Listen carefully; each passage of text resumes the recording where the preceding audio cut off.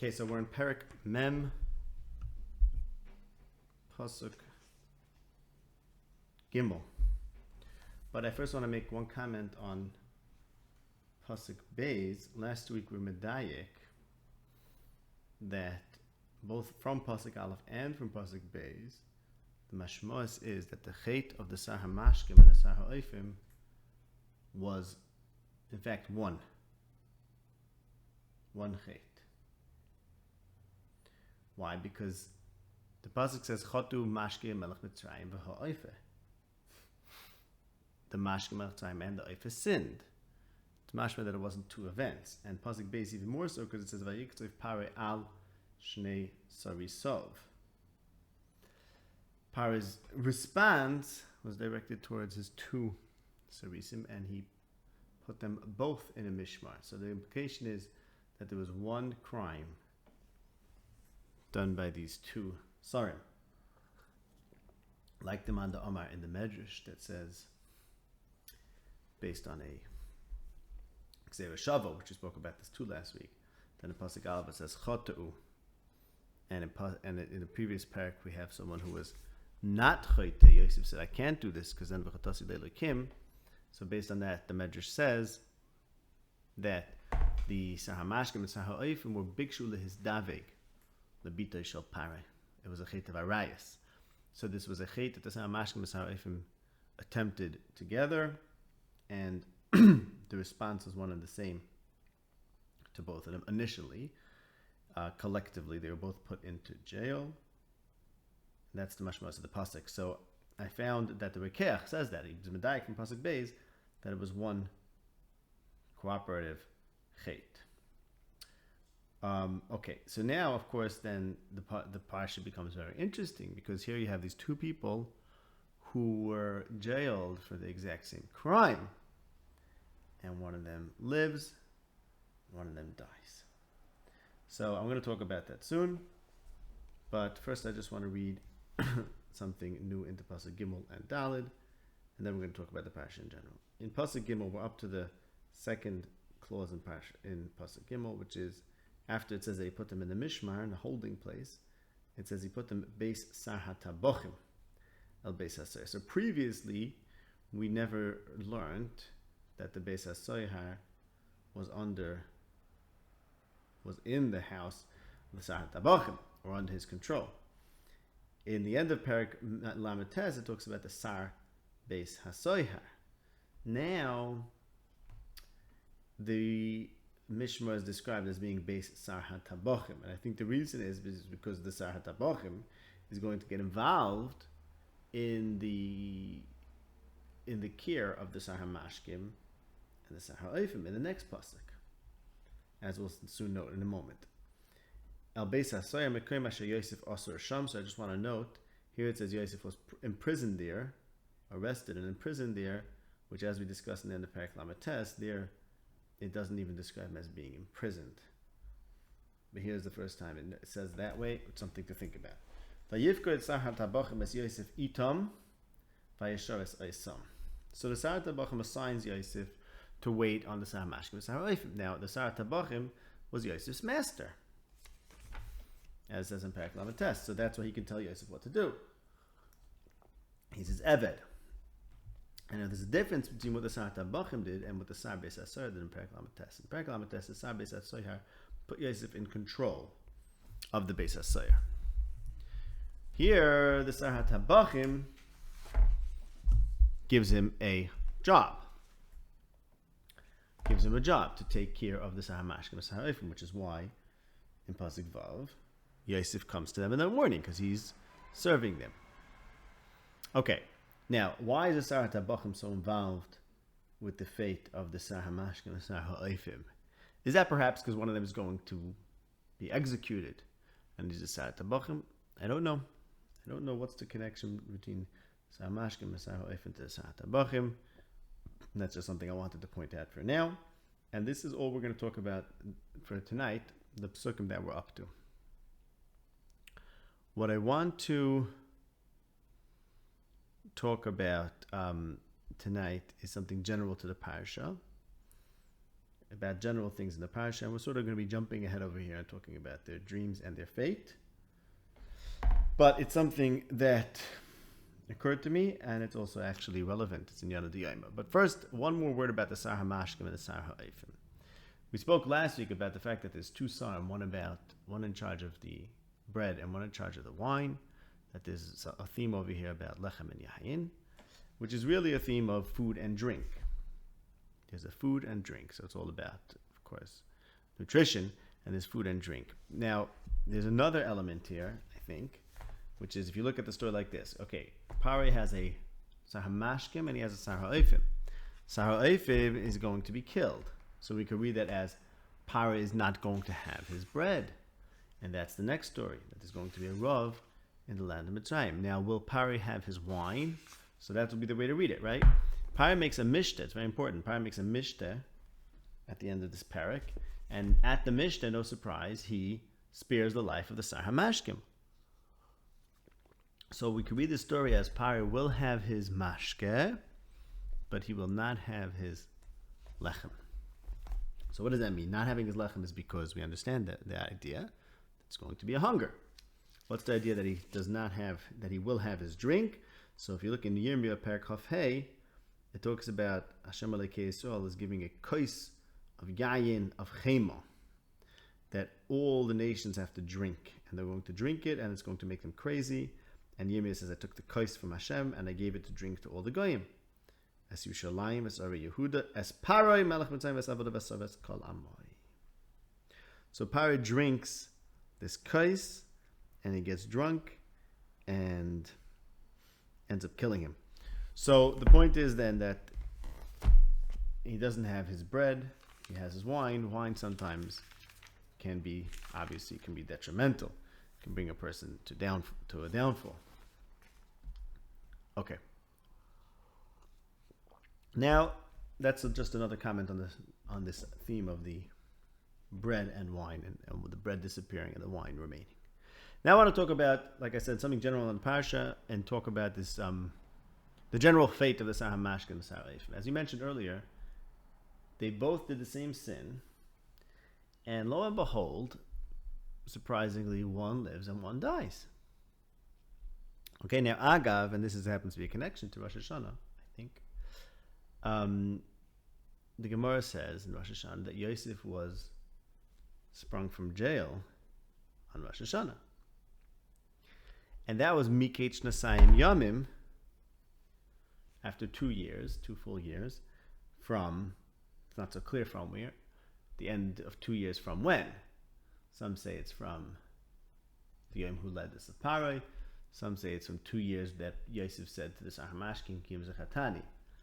Either way, either the dream that portended one of theirs death and one of theirs life happened on Rosh Hashanah, or the fact that one of them was killed and one of them was speared happened on Rosh Hashanah. Okay, so that's very interesting. So meaning, here you have two people which are exact same thing. So Hamashkim and Sar HaOfim, they seem to, they both were chayte, and the same exact chait, and one lives and one dies. Okay, so I want to explain a little bit what's the difference, right? There's no difference between the two. The only difference between the two is that one is the Sar HaMashkim and one is the Sar HaOfim. In terms of their actions, there's no different. So as we mentioned earlier, it's not a surprise then that at a mishteh, if the mishteh is the time that the king is deciding whose life to spare, then obviously the Sar HaMashkim has a certain edge. Okay, fine, that's something. But there's actually a little bit of another difference, because if you look at the first pasuk, how they're described, Chatu Mashke Melech Mitzrayim. Mashke Melech Mitzrayim is the one who gives to drink to the king of Mitzrayim. V'ha'oifa, and the baker. He's not the oifa Melech Mitzrayim. He's the oifa, as it says in pasuk Hey, Asher Lim Melech Mitzrayim. He is under the Melech, he belongs to the Melech Mitzrayim, or he works for the Melech Mitzrayim, but he's not, you can't use the Melech Mitzrayim as a direct object of the oifa. You oifa bread. You're not oifa Melech Mitzrayim, but you're mashke Melech Mitzrayim. You give the Melech Mitzrayim to drink. So then, that suggests then that, okay, maybe the Sar HaMashkim is particularly close to the Melech. So HaMashkim has a special closeness to the king that the Sar HaOfim doesn't have. Okay, fine. And Raya Lazeh, we spoke about this at length in the last chapter, last parak Lamates, and in this one, that there's a theme about Yosef being in Golos and eating and drinking the pas and the yayin of the goyim, and that theme is picked up is really made clear from Daniel, where there's this. Also, Daniel learns how to interpret dreams, and he avoids the bread and the wine. We spoke about this a lot, and there we'll get to this soon. But there, Daniel and his friends asked the Meltzar. He said they asked the Sar Sarisim to not feed them the bread and wine of the king, instead to feed them Zerainim. And he said, no. He said, if I change your diet, then the king will yira es panechem zoyafim. We'll see that you're zoyafim, upset, or I don't know quite the word. And we spoke about that and the connection to Vayar Oisam V'hinim Zoyafim, and he said to them, Adu Apnechem Ro'im. We spoke about that in the past.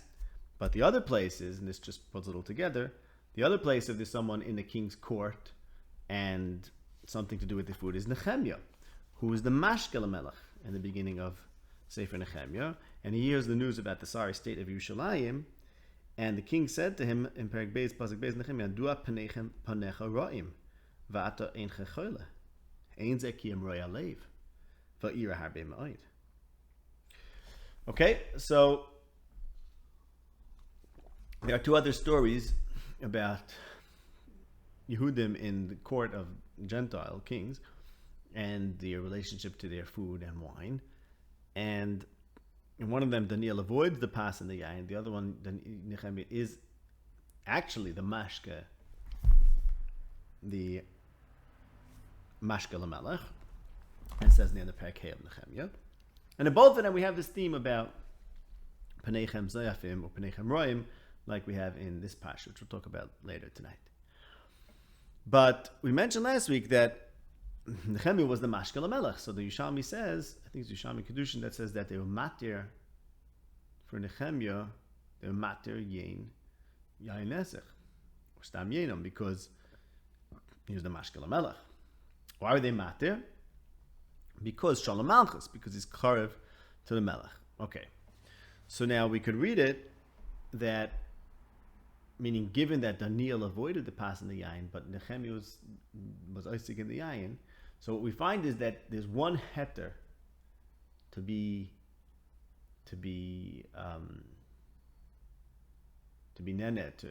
utilize the food or drink of the goyim, and that's on the yain. That's what you find in Nehemiah. Why? Because Shalom Malchus, which indicates the same point, that the Sar HaMashkim has a unique relationship to the Melech. So therefore, even though you should avoid the pas and the yayin of the goyim, but the Sar HaMashkim has a special role, and he's very close to the Melech, and therefore yayin is very important for the Melech. Okay, so what do we say so far? So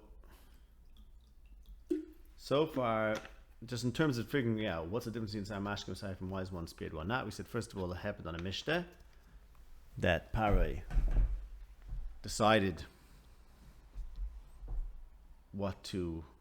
how to treat them, and secondly, that the Sar HaMashkim was a mashke melech Mitzrayim, so he has a closeness to the king that the Ofer does not have.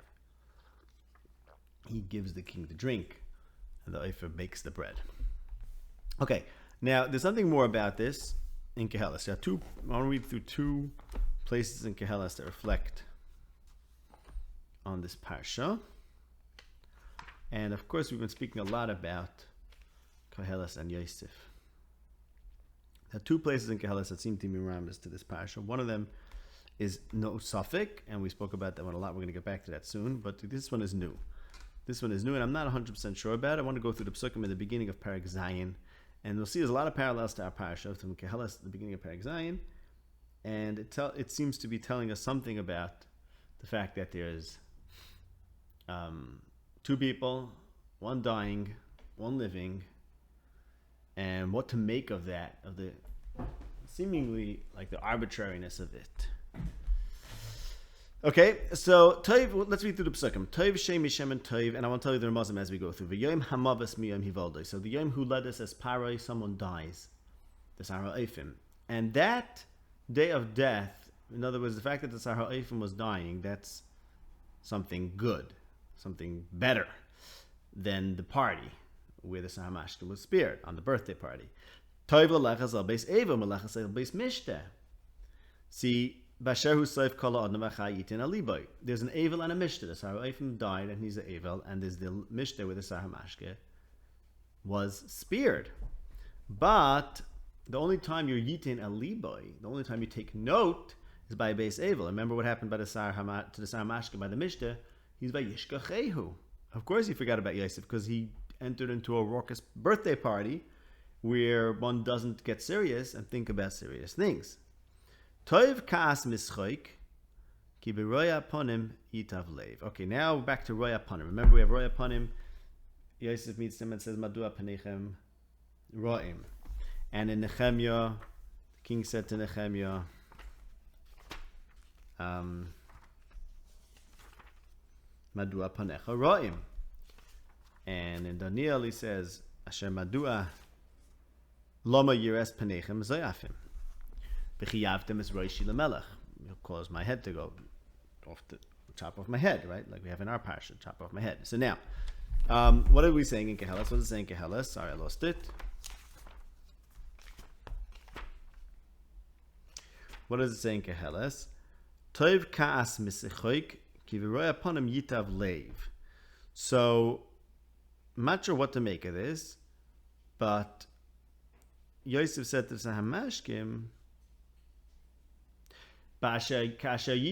remember me, right? And he forgot about him. The only one who's going to have the right lave and remember Yosef is Roya upon him, because Toiv Kaas Mischoik, the Kaas that came to the Sar HaOfim, meaning the prediction that he's going to die, is better than the Schoik that came to the Sar HaMashkim. That's perhaps one way to read it. I don't know. Now, there's another issue, which is that Schoik is Lechem, as we've been discussing, the other pasuk which we'll go to tonight, the Schoik Oisim Lechem, which would suggest that we have to read this pasuk about the Sar HaOfim. I don't know how to do this. Leiv Chachamim beveis Eva v'leiv Kesilim beveis Simcha. Okay, so Yosef is very focused on the Sar HaMashkim. The only one he wants to actually have an ongoing relationship with is the Sar HaMashkim, is going to a beis Simcha. But that's Ksilos. And remember, we've been talking about this. Yosef has to learn how to be a Chacham, how to become a Chacham. Now, a Chacham focuses on the beis Evel, and the Ksil in the beis Simcha. What does that mean? Does that mean he was supposed to tell the Sar HaOfim somehow to save his life? Maybe. I'm not sure we have to think about that. Sar HaOfim is also going to get an audience.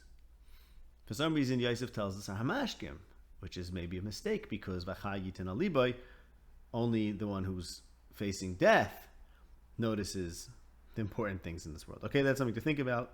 I'm not sure how to work that out, but here the point is, L'nyanenu, just that there's a Chacham and a Ksil, and Yosef is still, unfortunately, as it were, has not yet become the Chacham that he must become.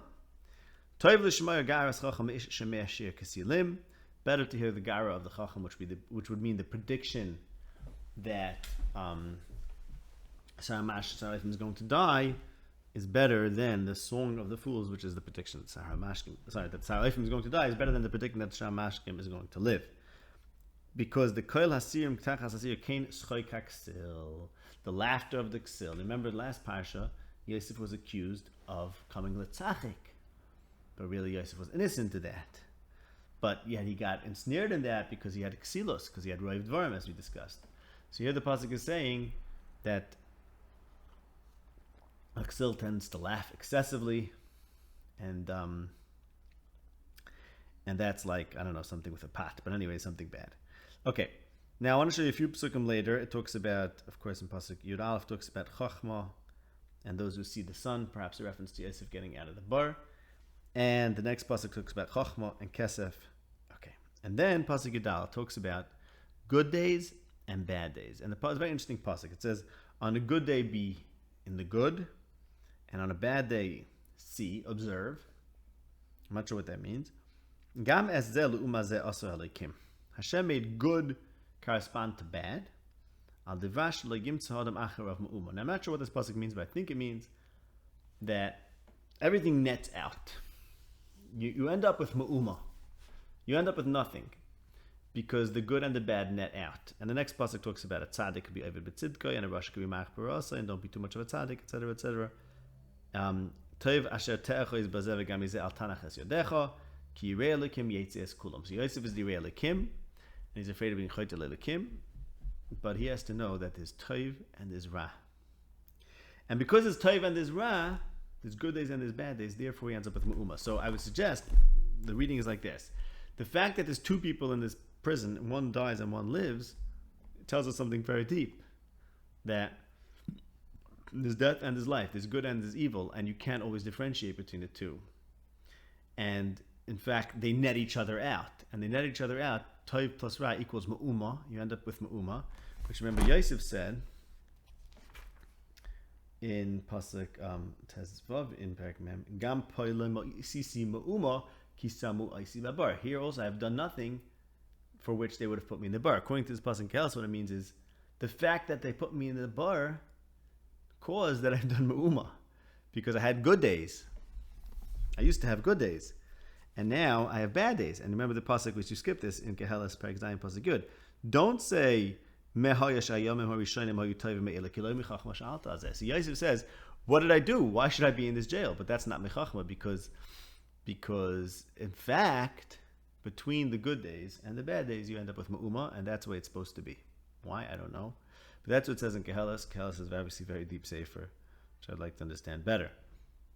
And something to do with Yira, right? There's a major theme in Yira, Yirei Elikim Yetzias Kulam, and somehow this leads to Yira. That's the Seif Davar. Recognizing the hevel of everything leads to Yira, so there's something about arbitrariness. The arbitrariness of the Samashkim from one dead and one live, which leads to Yira. And Yosef was still a little bit of exil because he preferred life over death, and he preferred good over evil. That means he focused on the Sahamashkim's good, right? As he said, I want you to remember me kasha yitavloch. And he's very excited that that the Sahamashkim is going to live.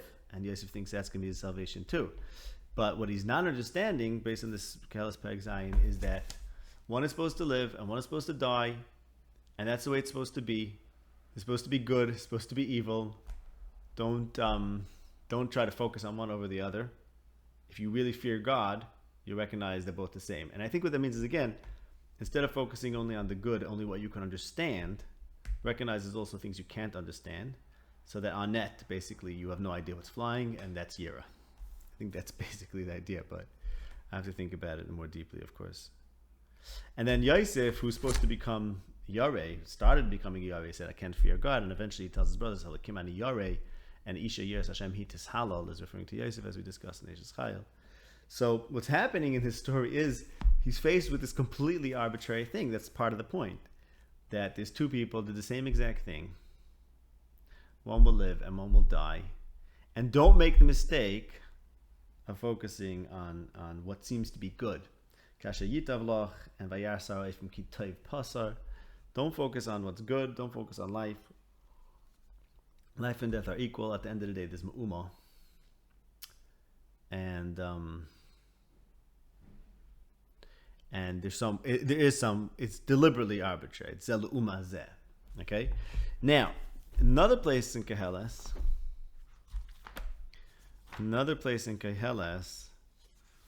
which we spoke about, and this one is certainly a reference to the Parsha. I'm pretty sure this one's right, this Perek Zayin. I have to think about it more, but this one is for sure a reference to our Parsha, and this will also help us figure out the difference between Sarah Mashkim and Sarah Eifim.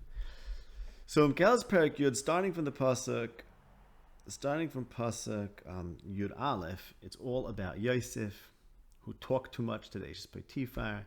He's Marbed Dvarim, and therefore he couldn't predict the future yet. He doesn't know how to get. He's exil. He doesn't know where things are coming, and he's a nar. He can't be the king yet. I'm paraphrasing the psukim. He has to become free before he become king, and he has to eat loy bashasi, not to the sahamashkim. He has atzos, as we discussed. Okay, and then Pasuk Yotes, we spoke about Pasuk Yotes a lot, which Pasuk Yotes says that schoik leads to lechem, which is, we see this in Perek Lametes, where Yosef doesn't eat the lechem, and therefore he says, I can't take the woman. as opposed to what she claimed, which is that he's here letzachik banu. V'yayin yisama chayim, v'kesef yanas hakol. Okay, so if lechem and tzchoik are related, while yayin brings to simcha, so then if the sahar oif and the sahar mashkim were accused of being mitzachik, like Yosef, according to that medrash, then who's more guilty? Well, the lechem guy is more guilty because lechem has an association with tzchoik. Lechem and the isha go together, whatever that means. I can't explain that. While yayin is hamachayim, so the sahar oifim dies and the sahar mashkim lives. V'hakesef yanes hakol. So sahar mashkim, sahar oifim, but Yosef is going to ultimately be in charge of the kesef. Now the next pasuk says, "Gam b'mado acha melech al tekalel." Don't curse a king in your mind. Don't curse the usher in your bedroom. Ki, why not? Because the birds of the heaven are going to carry your voice. Now, I just want to note something over here, which is that the pasuk starts with saying, don't curse the king in your mind, and then it talks about the Oif HaShemayim is going to carry the voice. What voice if it's in your mind? Okay, just make a ha'ar, we'll get back to that. But here the pasuk says, don't curse the king in your mind, because the birds of the heaven are going to carry. Now, the Sahar Oifim had a dream where the Oif HaShemayim was... Oh, it doesn't say Oif HaShemayim. I thought it does. Okay, but the Oif is eating from the sal, from the basket on his head. Okay, so that indicates that he's guilty of cursing or disgracing the king. Okay, we'll get back to that soon. I'll explain to you soon how we could actually see that in our parsha, specifically in Perek Mem. Then Perek Yud Aleph in Kelos begins, send off your bread al pnei hamayim, ki borei v'yom timtzenu. That's Yosef planning for the future. Tein chelik l'shiva v'gam l'shmoina, 7 years, and then for the 8th year, ki lo seda ma yi'aru ala oretz, because you don't know what evil's coming, so you can't plan based on what you can tell. You have to think out of the box, something that's unpredictable, and that's what dreams are about. Okay, that's not for now. We spoke about that in the past. Now I want to get it back to our parsha. Remember we said there was another Sahamashke who also had a panim ra'im. That's Nehemiah. And what happened was, in the beginning of Nehemiah, it says, "V'loha yisi ra lefonav." I was careful not to be ra in front of the king because he's the cupbearer. Vayomer li hamelech madua panecha ra'im v'ata eincha choyle ein zekim roya leiv. The king accused Nehemiah. He said, "Why panecha ra'im? You're not sick." Oh, it's roya leiv. Va'ira harbe ma'od. Va'ira harbe ma'od. Okay. So he's very afraid, right? Because if someone prays in front of the king, the cupbearer prays in front of the king with a roya panim, which indicates roya leiv, there's a lot to be afraid of. And you remember in Daniel, the Sar Sarisim said, if you guys look panecha royim, then if I'm in charge. If you have panechem v'zoyafim from the other children, v'chiyaftim esroishi l'melech.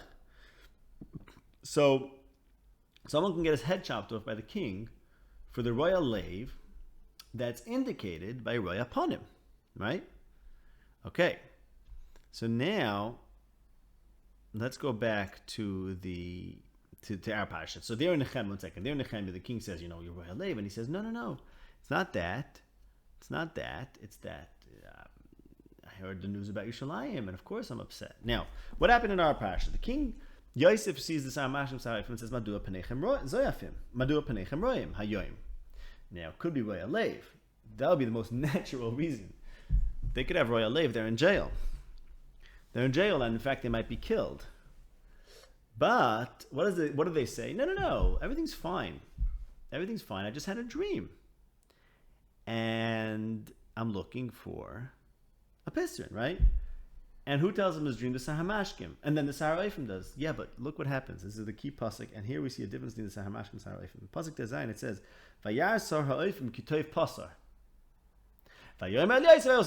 After he saw that he gave a piston to Sahamashkim that was good, that's one way to read the pasuk, I'm going with that reading, that he saw that the piston was for the good, then the Sahar Oifim said, okay, I want to tell you my dream, which means, so now we do know there is a difference between Sahamashkim and Sahar Oifim. The Sahar Hamashkim is looking for a piston for his dream. That's, as he said, you know why I'm Panechem Royim? Because I had a bad dream, I need a piston, so I'll tell it to you, give me a piston. The Sahar Oifim is not looking to interpret his dream. He's looking for a good interpretation for his dream. He would not have told Yosef his dream except for the fact that he saw that Yosef was Teipas, right? Because otherwise the pasuk could say, and then the Saramashkim, there's an Arifim told him this dream. No. Saramashkim went first because the Saramashkim is looking for an interpretation. Saramashkim is looking for a good interpretation. Aha. So why? Why is the Saramashkim looking for interpretation? Saramashkim looking for good interpretation because the Saramashkim has a clear conscience, and the Saramashkim does not. When Yosef said Madua Panechem Royim, and the Saramashkim said, well, we just have a dream, want to tell him a dream. That means, unlike Nehemiah, or similar to Nehemiah, the Panechem Royim suggests that there might be a Royal Lev, there might be a guilty conscience, there might be something that you're feeling bad about, or you're feeling upset about in some deep way. Which, as it says in Daniel, makes you deserve to get your head chopped off, which is what happened to Sarah Eifim. Saramashkim says, no, it's just a dream. That's it. The whole thing is I had a dream. I need to interpret. I got to interpret it. I feel good again. Sarah Eifim saw the dream as an opportunity to feel good about what he feels guilty about. So what we can prove is, we can prove that the Sarah Eifim felt guilty and the Saramashkim did not. And it's a great irony there because Saramashkim, who was willing to tell Yosef his dream no matter what, got a good interpretation. The Sarah Eifim was only willing to tell Yosef his dream because he thought he was going to get a good interpretation, got a bad interpretation. And it's not an irony, it's Hainu Hach. The Sarah Mashkim had nothing on his mind. He felt comfortable, he had a clear conscience. His only problem was he had a bad dream. He had a dream he couldn't interpret. So say the Yosef interprets it for him. The Sarah Eifim is dealing with a lot more than just a dream he can't interpret. He's grasping for straws, he's grasping for toif. Ein Zekiyim Roya Lev means his Panech HaRoim indicates that he has a bad heart. And as the pasuk says in Gehala, something in your mind is a chait keneged the king. And Oif HaShamayim Yerlech HaSakol, I asked what koil? It's in his head. The answer is, you're going to say something that's going to give you away. Sarah Eifim gave himself away by looking to Yosef to interpret his dream only after he recognized that the Saramashkim had a good pisser. So don't think that you could keep it a secret. It's going to come out. And the Oif HaShamayim, in the dream, the Oif, the birds, are Megala, the Re'alev. Meaning the fact that he spoke up and said his dream only after he saw a good interpretation indicates that he doesn't have a clear conscience, and that's why he's the one who's going to die. Now, by the way, we mentioned also that the Yimashke Lamelech is much more active in terms of his connection to the king. He actually gives the king to drink. And that's, of course, also present in the dream of the Saramashkim. The Saramashkim puts the Kais al Kaf Parah, and the Saramashkim just has the bread being taken off of him. He doesn't give it to Parah, and it's also passive, and the birds take it from him. Okay? So now, what do we learn from this? If you want to know the difference between Saramashkim and Sarah Eifim, the difference is that the Saramashkim has a clear conscience, and the Sarah Eifim was transgressed what the pasuk says in Kel, Gamba Mado Acho Melech Al Takal. The way you think about the king also matters. And the Saramashkim is the opposite, because Saramashkim in the next parsha, in Parsha Mikra, it said Eschatoi Ani Mazgir. So he didn't have a murky conscience that was torturing him and making his Panech HaRoim. He was able to talk about it. The Sarah Eifim was the one who was chayte in his mada, and therefore he's the one that deserved to die. Okay, now if we ask ourselves, I started before, I said this is about Rosh Hashanah, people die and people live. So first of all, I think there's two things. The one thing we spoke about, the arbitrariness, the living and dying, and how that relates to Yira. I think that's a very important idea. Of course, we're all familiar with that. That when you think about contemplating Rosh Hashanah, that some people live and some people die, that leads to Yira, because we can't really understand it. So that's one thing happening here. And the other thing happening here, perhaps, in terms of the other reading of this parasha, is that we can learn that on Rosh Hashanah, Gamba Madacha Melech Al Takala, meaning your Maisim are one thing, and for Maisim is Chatoy Ani Mazkir. You could say your Chatoyim, and of course there's a question about that, but if you take the Saramashkim as a precedent, you're allowed to say your Chatoyim on Rosh Hashanah, because that happened on Rosh Hashanah. It's a Chatoy Ani Mazkir. Okay, I'm not passing halachas over here, but the point is, as an approach to your relationship with the Melech, the real Melech, so have a clean conscience, be close to the king, and Chatoy Ani Mazkir. You could say the Chatoyim, but don't let it get into your essence, your mada. That's where things really matter. Perhaps that's what it means. I don't know. We do our best. If only I knew everything. Ksivich Simetova, a good gewünscht dir.